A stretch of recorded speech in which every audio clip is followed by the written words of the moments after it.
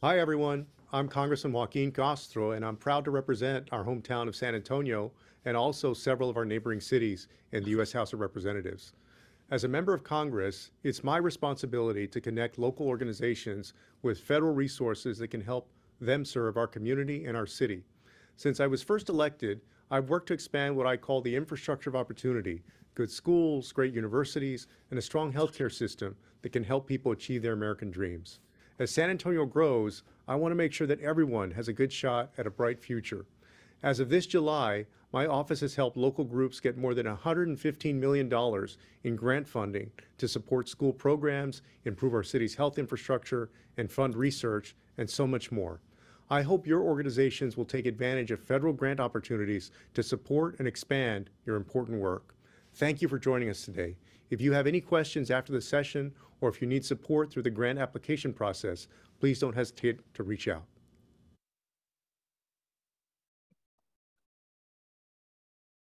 All right. So we're going to go ahead and get started. I'd like to welcome some folks from the Department of Education. You all are more than welcome to introduce yourself. The floor is all yours. Thank you. Thank you very much, Jasmine.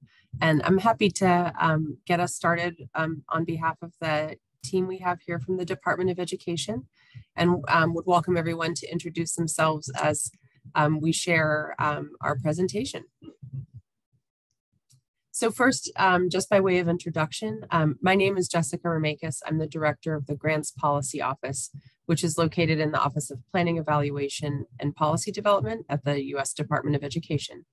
And it's my pleasure to welcome you all and to thank you for the opportunity to share about our work. You'll be hearing about a variety of grant opportunities that are available this year and that we anticipate into the future, and including from our colleagues at the Institute for Education Sciences. And one priority that we all share is really wanting our work to be accessible to as many applicants as possible. We're pursuing that in a number of ways, and just have that as a shared value. So really appreciate the opportunity to share with you about these upcoming grant opportunities. And with that, I will pass it to my colleague, Joe Marshall, who is also in the Grants Policy Office. Thank you. Good afternoon, everyone. It's a pleasure to be here with you today. And as Jessica noted, we're going to start the presentation off by really talking about what the current grant opportunities are for this current fiscal year. And then I'll pass it to my colleagues to discuss future opportunities starting next fiscal year. And then we'll transition it to our colleagues in the Institute of Educational Sciences. So I'll start off going through our current fiscal year 22 opportunities with two competitions that are currently open. So the first is the Basic Needs for Post-Secondary Students program. And really this competition is focused on offering a systemic approach to improving outcomes for underserved students by helping them to address basic needs. You'll see on the slide here, there's 7 examples of what we mean by basic needs. So things like food assistance and transportation and childcare and technology. And the grant competition is asking for applicants to address 2 or more of those basic needs that they would be looking to help students with. And so you'll see some of the basic information on the slide here as far as the deadline coming up in October 3rd. And the estimated award size is approximately $850,000 for a 3-year project period. In the bottom right hand of the slide, we've put a link to the notice inviting applications. And so Jasmine, if you're able to share out these slides afterwards to the folks in attendance, that's the main place that you can go to get information on this competition and to get more information about the application requirements. The next grant competition is the Post-Secondary Success Program. And the purpose of this competition is to improve student outcomes, especially retention and completion at the post-secondary level. And this is aimed at both currently enrolled students as well as students who may have no longer been enrolled due to challenges that may have come up during the COVID-19 pandemic. And so similarly, similar structure, the application deadline is also in October 11th, so a little over a month left. And the estimated award size is $800,000 for a 2-year project period. And similarly, there is the link to the notice inviting applications on the bottom of the slide.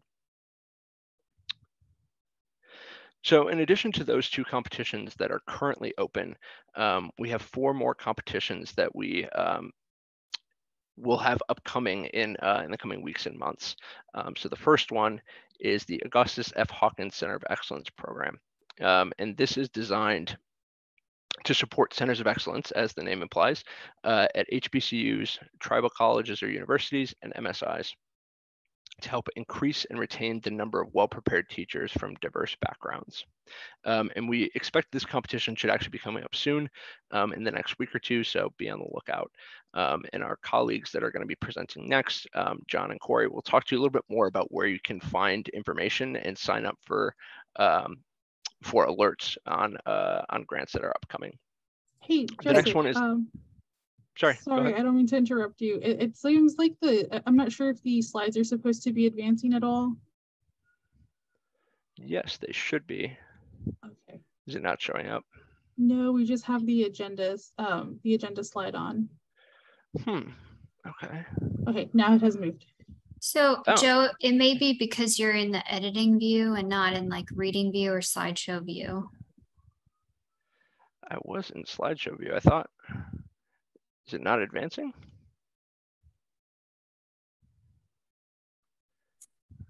So now it's on a different slide, but it wasn't advancing before. Okay, but now it's advanced. It's advanced. Yes. I think on the left it shows the different the slides like in the editing view or. Oh, interesting. I've never had that happen before. It might have been a Zoom quirk. Apologies for that. So currently you're on the upcoming FY22 opportunities, yes? Yes. Okay.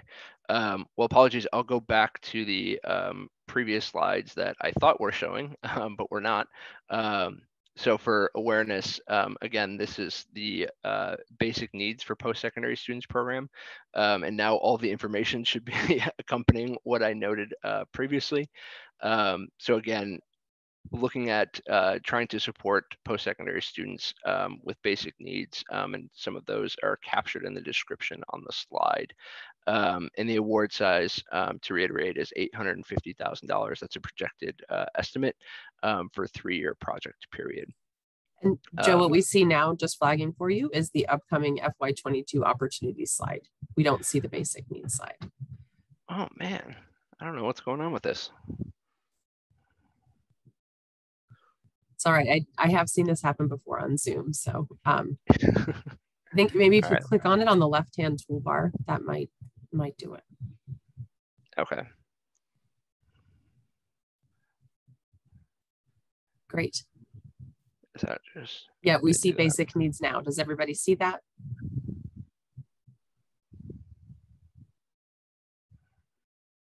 Yes. Yes, I can see that. Okay. Great. Again, apologies for the technical snafus here, but we will be sharing hopefully the slides out after this too. So if you would like more time with the information, you'll have it. And so here is the basic needs information, and I think again a couple of the main things are the award size, the application deadline, and then, like I noted, those basic needs that the competition is aiming to support for post-secondary students. And as Jessica noted in her intro, a lot of our focus and intentionality is on presenting opportunities for the most amount of people possible. And I think this competition does exhibit that as far as the eligibility for community colleges, HBCUs, tribal colleges and universities, and MSIs. Okay, and then hopefully this one is also showing now, post-secondary success. Are we good from that front? Yes. Okay, perfect. I think we'll use this as our solution going forward.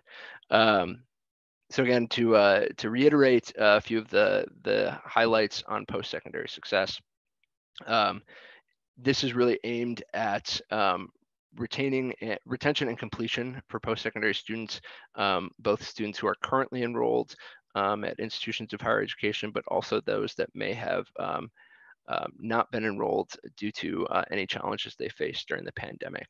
So looking to support them with interventions that will help with retaining in post-secondary classes and also completing 2 degrees. And the application deadline on this program is October 11th. Okay, so now that we've gotten through that, the 4 upcoming programs that we're expecting in the next few weeks and months. First, the Augustus F. Hawkins Centers of Excellence program, and to reiterate from when I was speaking about it a little bit earlier, as the name implies, is designed to support centers of excellence at institutions of higher education. And it's focusing on the different aspects of the teacher preparation pipeline. So specifically recruitment and retention of teachers, especially those from diverse backgrounds. And it's looking to support high need LEAs that support underserved students. And we expect this competition actually to be publishing in the next week or so. So please be on the lookout for that if this is of interest to you. The next competition that is upcoming is the Mental Health Service Professional Grant Program. And this is designed to increase in training and creating pathways to school-based mental health fields. And so the program itself is actually a partnership between a high-need LEA and an institution of higher education. So that will be a partnership that IHGs can get involved with local LEAs on. The last 2 are more technology focused. The first is the digital learning infrastructure and IT modernization pilot. So it's supporting IT modernization at HBCUs and MSIs. So a lot of things, if you think like broadband access and increasing technological capabilities on campus. And the last one is the Center of Excellence in Spatial Computing. So again, like the name implies, to create centers of excellence. And it's to help increase the number of students and ultimately professionals that are able to work in the spatial computing field. So say a quick overview of the current opportunities in this fiscal year. I'm going to pass it over to my colleagues, Corey and John, to talk more holistically about the following fiscal year and how you can think about resources and information that you can get on grants, discretionary grants at the Department of Education. So Corey, I'll pass it over to you. Great, thanks, Joe. Hi, everyone. My name's Corey Neal. I work within the International and Foreign Language Education Office within the Office of Post-Secondary Education. And I'm a program officer with the International Studies Division, which administers the Fulbright-Hays programs. And I specifically oversee the Fulbright-Hays Group Projects Abroad program, which I'll touch on more momentarily. Our Fulbright-Hays programs, they hold annual competitions, so we expect to hold competitions in 2023. All of our programs provide overseas funding to current and prospective U.S. educators to participate in advanced overseas study and research, and we currently run 4 programs, and I'll give you a brief overview of each to see if any pique your interest. The first program is the Doctoral, Dissertation, and Research Abroad program. We call it DDRA for short. This program provides grants to colleges and universities to fund individual doctoral students who conduct research in other countries in modern foreign languages and area studies, and these can last between 6 and 12 months. Our second program is my personal favorite. That's the Group Projects Abroad, or GPA program. This program provides grants to support overseas projects in training, research, and curriculum development in modern foreign languages and area studies for teachers, students, and faculty. These projects may include short-term seminars, short-term curriculum development programs, group research or study, and the long-term advanced intensive language program. Our third program is the Seminars Abroad. The seminars abroad, this provides short-term study and travel seminars abroad for U.S. educators in the social sciences and humanities for the purpose of improving their understanding and knowledge of the people and cultures of other countries. And the seminars abroad, usually they're broken into different levels. So there will be a elementary ed seminar, there will be a post-secondary ed seminar, and so on and so forth. We usually try to have between 4 and 5 different seminars to different countries every year. And our last program is actually an old program, but we recently have brought it back. This is the faculty research abroad, much like the doctoral dissertation research abroad. This is kind of the faculty version of that, right? So this is designed to contribute to the development and improvement of modern foreign languages and area studies in the U.S. by providing opportunities for scholars to conduct their research abroad. So all of our programs hold, like I said, annual competitions, and in these competitions, we do include competitive preference priority points, or CPPs, which are in essence bonus points for satisfying specific criteria. Most of our CPPs are relative to the program, but kind of echoing what Jessica mentioned earlier, we do try to be all-encompassing and inclusive, and all of our Fulbright Hays programs include CPPs to institutions that are minority-serving institutions. If you'd like to know more about our programs, the link is on the slide here. You can visit our program websites and reach out to the individual program officers. Their contact information is on their individual sites. So yeah, we look forward to funding in 2023. With that said, I'll pass it over to John. Thanks, Corey. So I am going to briefly touch on the other two, the divisions in the Office of Post-Secondary Education, and kind of in general terms talk about what programs are run there and what maybe we can expect in 2023.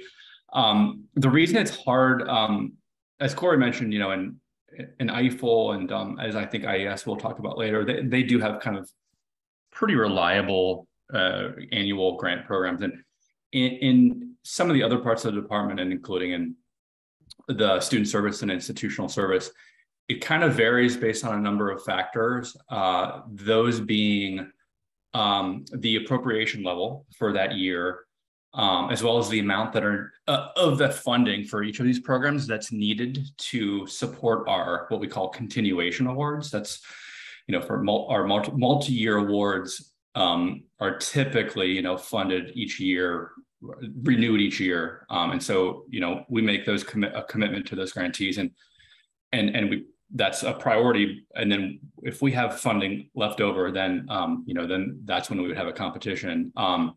There are also some years where the amount of funding we have left over is not very much. And if we just ran a competition in the last year and have a lot of really high quality unfunded applications, then we may choose to what we call fund down the slate and fund those who just fell below the cutoff. So that's kind of some context as to why it's hard for us to predict, you know, right now exactly what will be, what opportunities there will be. But to just describe what the programs that you know may want to keep in mind as you look towards 2023. For student service, I mean, the really big one that is the federal TRIO programs, and those are that program is represents probably a third of the grants the department makes. It's a number of different programs within it, Upward Bound, Talent Search. These are programs where grantees can applicants can apply. It's often colleges or school districts or nonprofits to partner with a school in their area to try to assist low-income potential first-generation college students to prepare to enroll in college. And those But then TRIO also includes a very large program called Student Support Services, which is a college level intervention. Colleges apply for the funding and help their students enrolled on their campuses, low income and first generation, in helping them to persist and complete. There's also the McNair program under TRIO, which is a program that's, again, for colleges, and they apply for funding to support typically juniors and seniors on their campus to help them prepare to apply to graduate programs. So the TRIO, it runs kind of from the whole academic pipeline, the pipeline from as young as 5th grade in the case of Talent Search, high school in the case of Talent Search and Upward Bound, college in the case of Student Support Services and McNair. Many of you may know that this was a very big year in the TRIO program, because this was the year that the Upward Bound programs had competitions, as well as McNair. So it's unclear if there will be a funding opportunity next year. Typically, the way that it has gone in the past has kind of been there's 3 years in a row, and in this case, it was 2020 was Student Support Services, 2021 was Talent Search, and Educational Opportunity Centers, which is a program I hadn't mentioned, it's focused on adults. And then 2022 was the Upward Bound McNair year. But like I said, it kind of depends on whether there's an increase that, whether there's any sort of increase that would warrant a competition. Also in student service is the Gear Up program, which is grants to two types of grants to states and grants to partnerships of colleges and school districts. And this program supports students frequently using a cohort model. So it'll be a 7-year grant typically that starts in serving 7th graders in high poverty schools all the way through high school, and then the option for a 7th year to serve students and continue serving those students in their first year in college. So that there was no Gear Up competition this year. There was one a year ago. It's depending on the appropriation, there could be another one next year. Another program in this division is the Child Care Access Means Parents in Schools program, C-Campus. So this is a program for colleges to apply to for funding to support their low-income student parents who are enrolled, and they provide that support by helping them with typically campus-based childcare.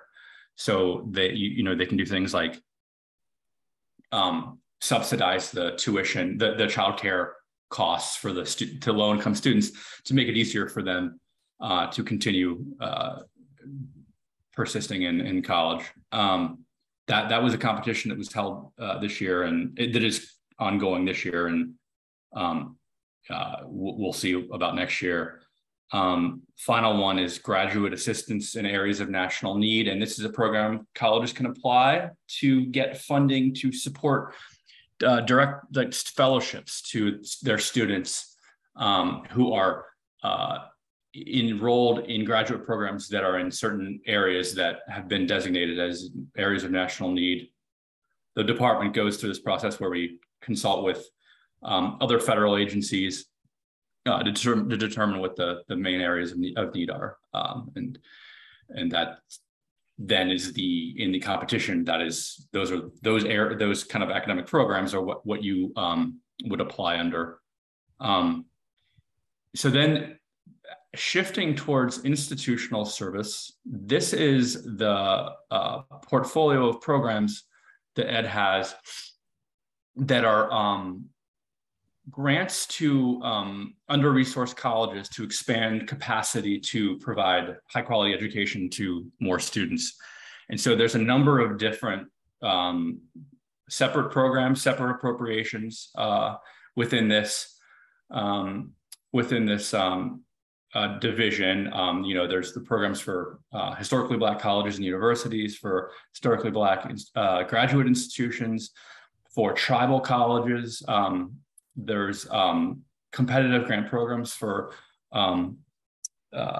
Hispanic serving institutions. There's a program specifically for post-baccalaureate opportunities for Hispanic serving institutions called POHA.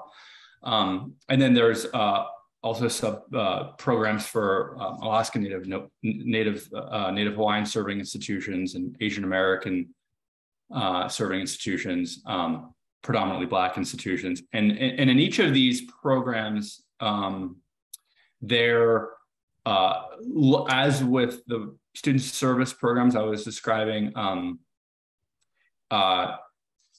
it's not annual where the competitions are held, but it's maybe every 2 years, every 3 years, depending again on the appropriation and how much what our continuation obligations are. And then finally, the fund for the improvement of post-secondary education, we kind of think of that as part of the institutional service. And Joe mentioned some of the 2022 opportunities earlier. And one of the reasons those are still available is because we actually have, many of you know, the federal fiscal year ends September 30th. However, for these programs, we have availability of funding until December 31st. And so that's why those are still opportunities that are available. And so in 2023, that's those are really kind of hard to predict which competitions will be run, but there's a lot of really interesting programs, including the ones Joe already mentioned, that typically will get funded, and sometimes new programs for the first time. So those are definitely that's definitely an umbrella FIPSI to keep your eye on for 2023. With that, I guess maybe I'll turn it over to IES. Sounds good. Joe, can you, oh, thank you. Give me one moment to share my screen.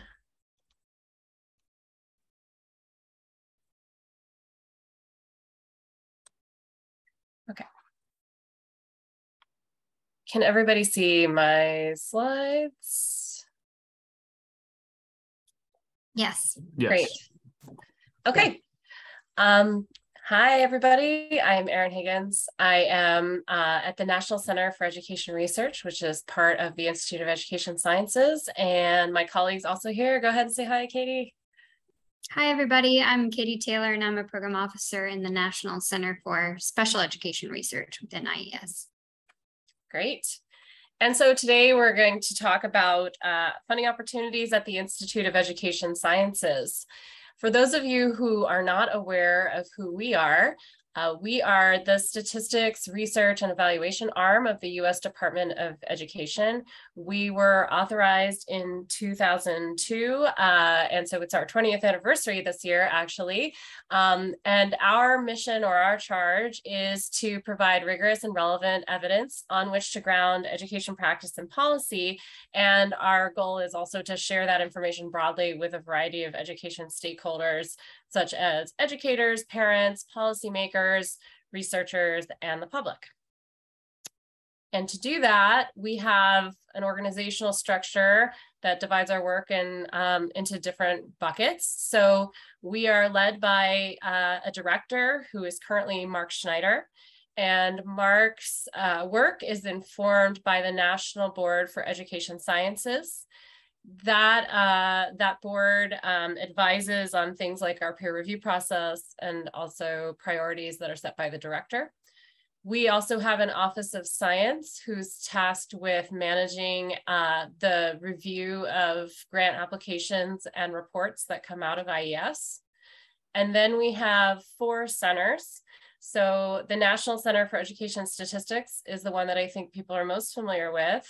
This center is charged with collecting data and sharing out those data on the state of education.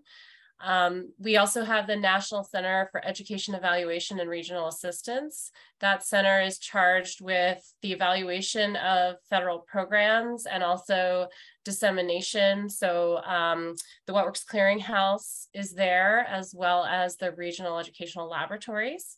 And then we have two research centers. One is the National Center for Education Research, where I sit, and the other is the National Center for Special Education Research, which is where Katie is from.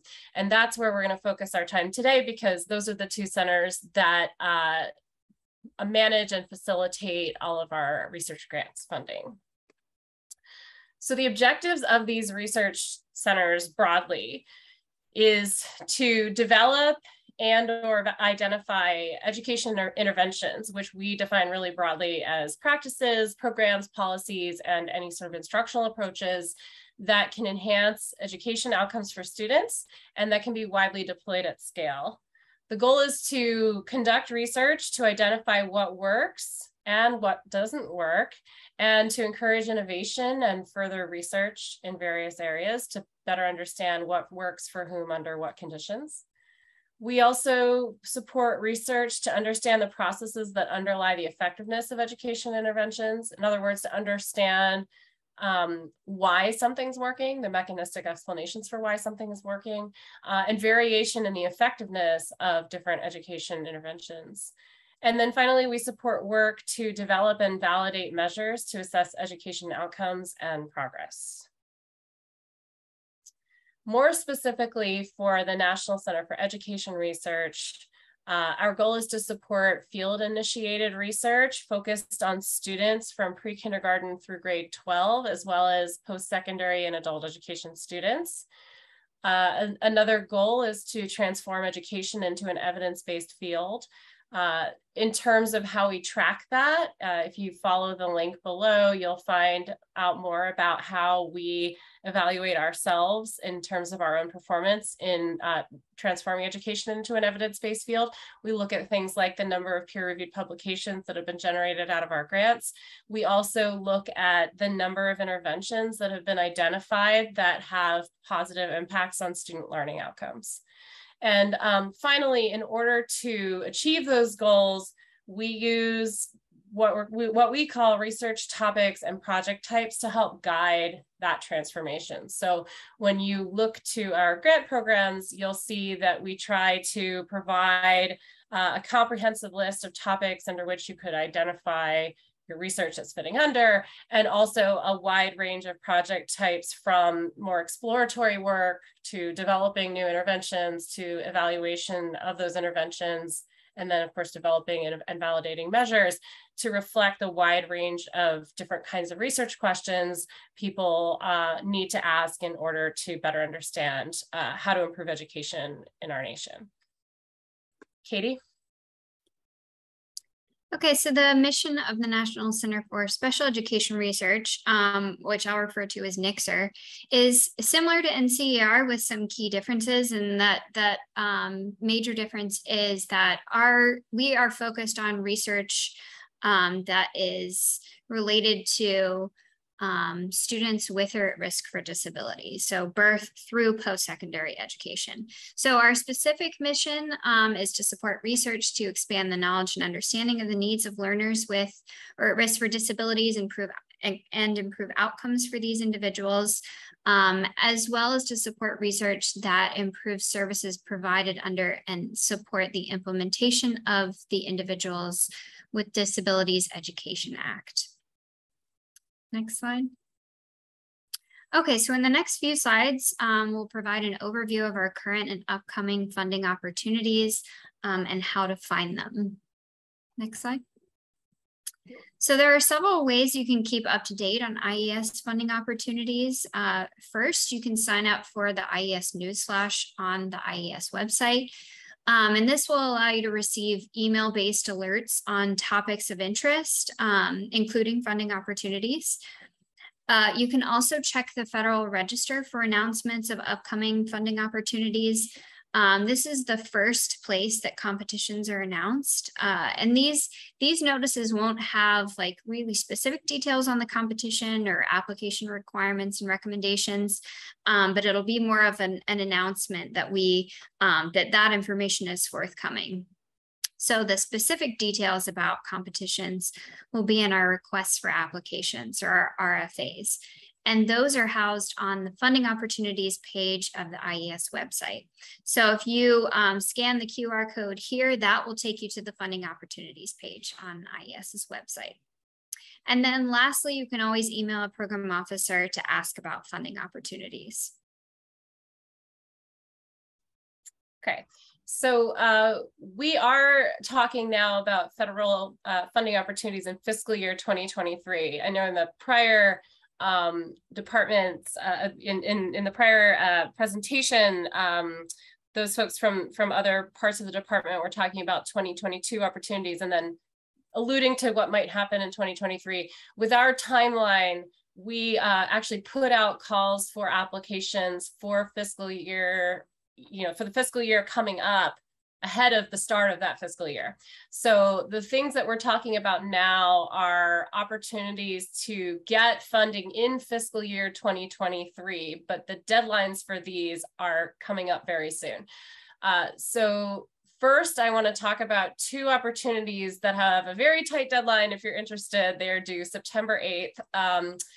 So these have been out for a little while. You may be aware of them. And if you're not and you're interested in these, do follow up very quickly since we're getting close to the deadline. So the first, and again, these are coming out of the National Center for Education Research. The first is using longitudinal data to support state education policymaking.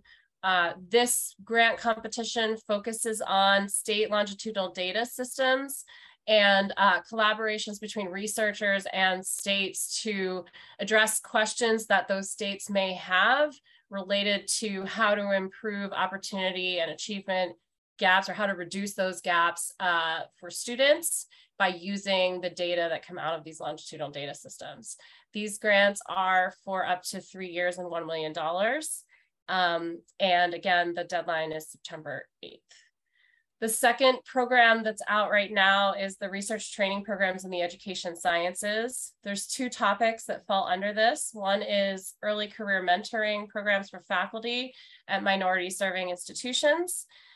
For this one, the goal is to support early career faculty at MSIs who want to conduct exploratory research.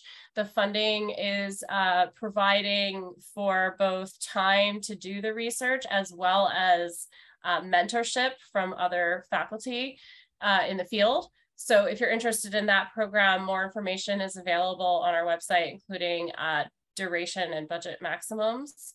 I believe that one, though, is a 3 to 4 year program with a maximum amount of $400,000. And then we have a methods training in data science for education researchers. This is a program that you can apply to if you have an idea for how to train other education researchers and how to use data science methods for big data, large complex data sets.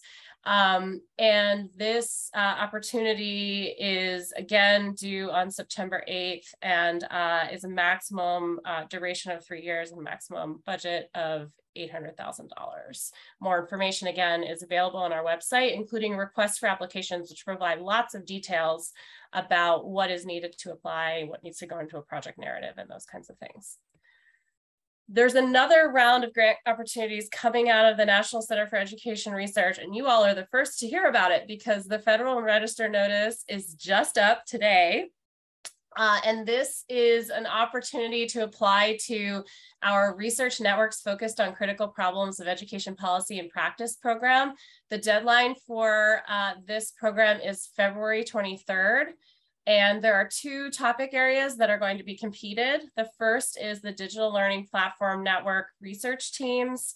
For this one, we actually funded the initial teams of this network in 2021. More information on that is available on our website. And now we are competing for research teams to come in and conduct research in collaboration with digital learning platforms. And our second opportunity within this program is for a career and technical education research network lead. I don't have many details to share at this time because the requests for applications are not yet out for these programs. Again, we just announced them in the Federal Register notice at a very high level with dates, and that's about it. So if you're interested in these, take a look at our funding page sometime in October. That's when we've promised to have the request for applications out, is early to mid-October. And you should be able to find the request for applications, which again provides much more detail about what's needed to apply. I think on the final slide of our slideshow, we also have information on how to sign up for a newsflash. Newsflashes are also going to be your best way to find out when a request for applications has gone out about a program that you're interested in. Last thing I'll say about the National Center for Education Research Programs, and this I think is relevant for some of the comments that John English shared earlier about how we navigate federal appropriations and make decisions about when to compete things. For NCER, we are in a limited budget situation due to having a large amount of money going out through continuation funding to grants that we've already funded that are in multiple year projects. And because of that, we are not offering some of our regular competitions in fiscal year 2023, but I did want to make you aware of them to look out for them in the future. These are the Education Research Grants Program, which is one of our largest programs that funds a wide variety of different kinds of field-initiated research, the Statistical and Research Methodology and Education Program, the Systematic Replication and Education Research Program.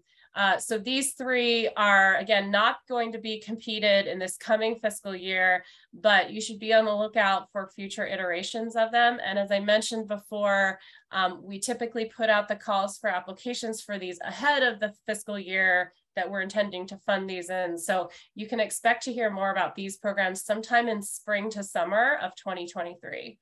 And finally, I'll just say if funding is available in 2023, if we do end up with a little bit of money to dedicate to these programs, we're likely to fund down the slate of our fiscal year 2022 grants within these programs that were not able to be funded, but that had very competitive scores that fell within our fundable range.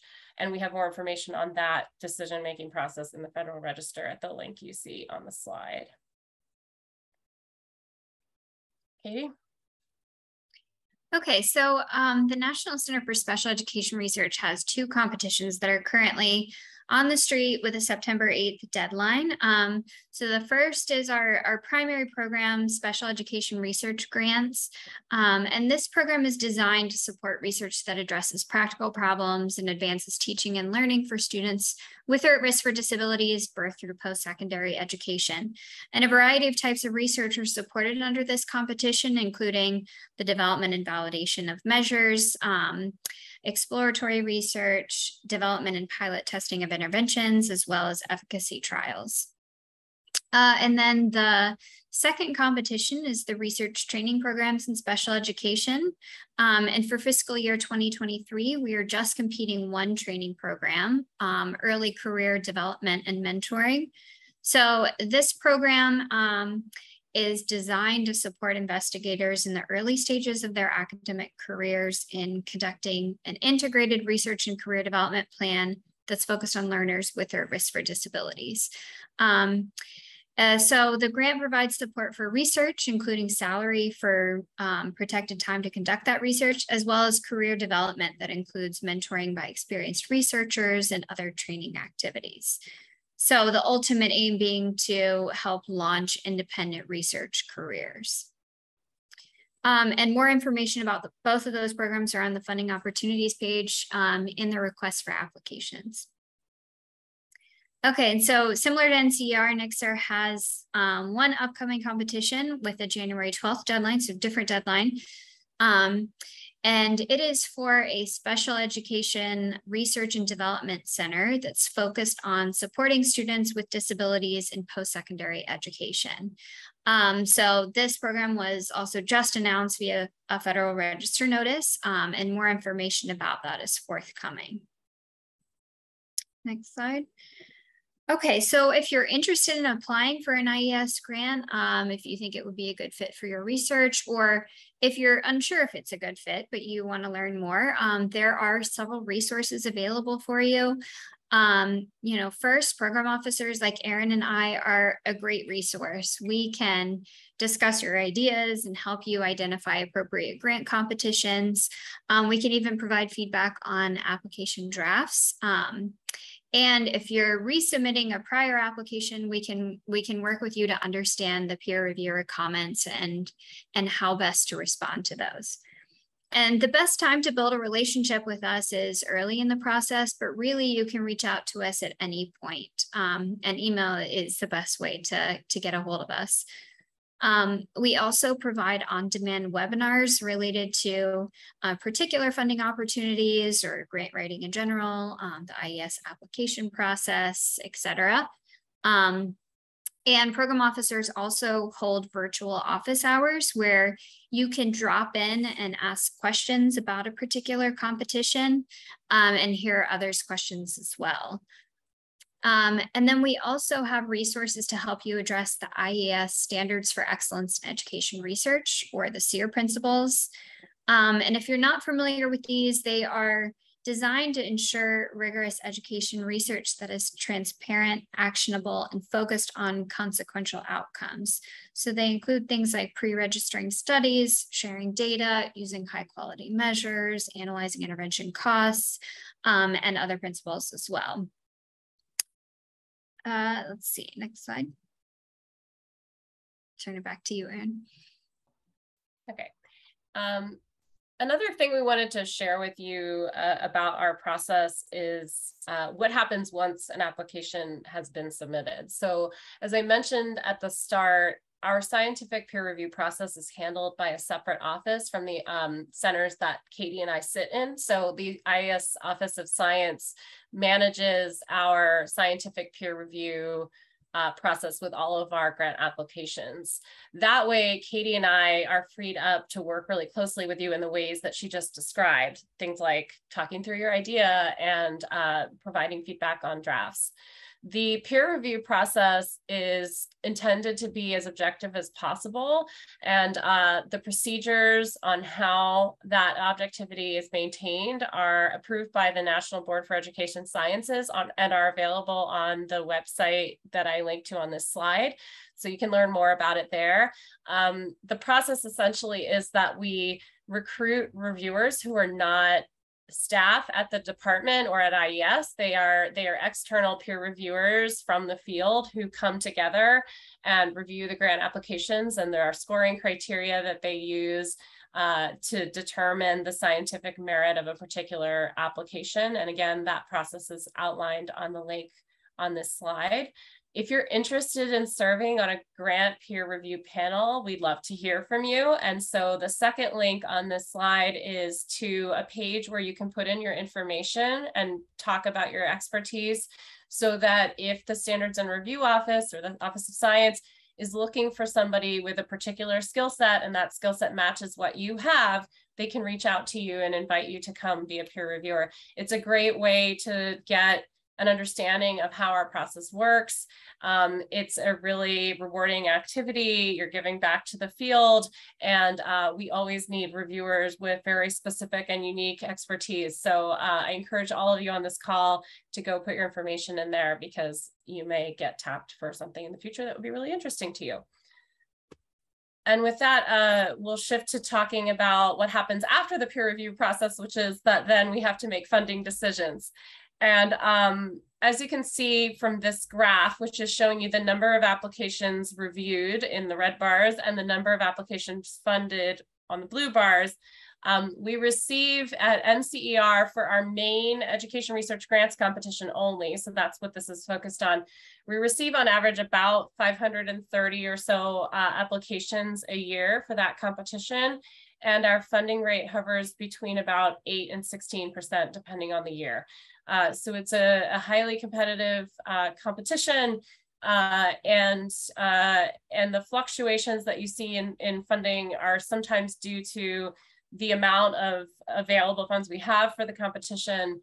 But even in years where we have, the funding to support all applications that fall within our fundable range, you'll see that the hit rate for funding is is fairly low. So again, talking about an average of probably about 10 to 12% over the course of the last 20 years that we've been doing this work.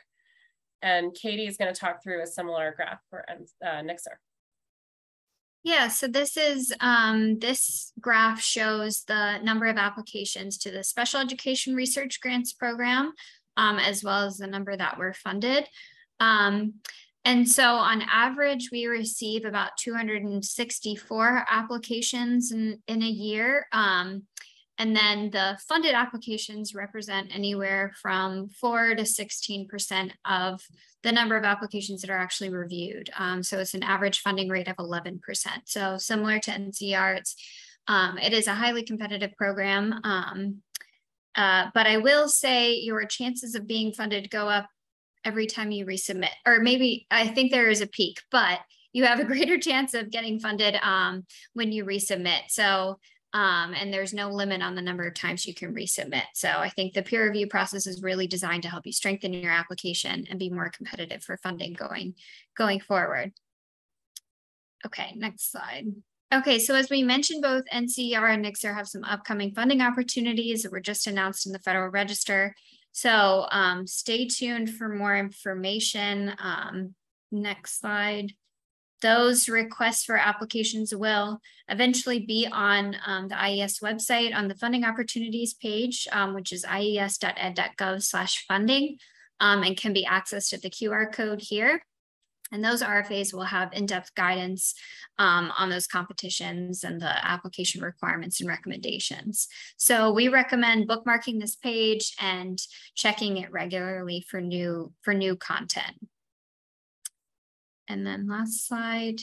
So if you have any questions about the presentation today, or just in general about IES or our funding opportunities, feel free to email Erin or I. Our email addresses are on this slide.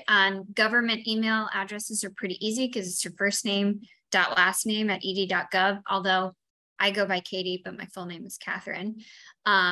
And if you send us a question that would be better addressed by someone else, we will absolutely direct you to the right person. So, so it's fine to use this as a starting point. And then for more information or updates on IES, you can follow us on Facebook and Twitter at IES Research, and also check out the Inside IES Research blog on our website, which both of those, the Facebook page and the blog, are linked here. And thanks for listening today. Thanks.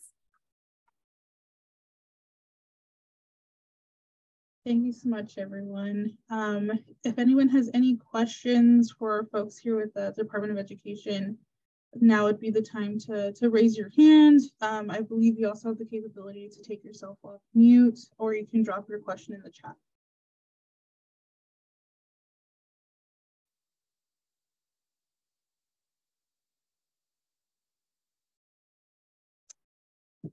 Okay, I don't see any hands raised yet or anything in the chat. I'd really like to thank Katie, John, Aaron, Joseph. Thank you so much for being with us today. We truly appreciate this. And if anyone has any questions, feel free to direct them to our office. We'll be sure to direct it over to Department of Ed. And we will be sure to share the slides with everyone in attendance today. And then I'd also like to plug that we have our last session of our grant series tomorrow at 1 p.m. It's a grant resource session with grants.gov, the San Antonio Area Foundation, and our office will also be giving some information on how we can be helpful in the grants process. Thank you so much and enjoy the rest of your Thursday.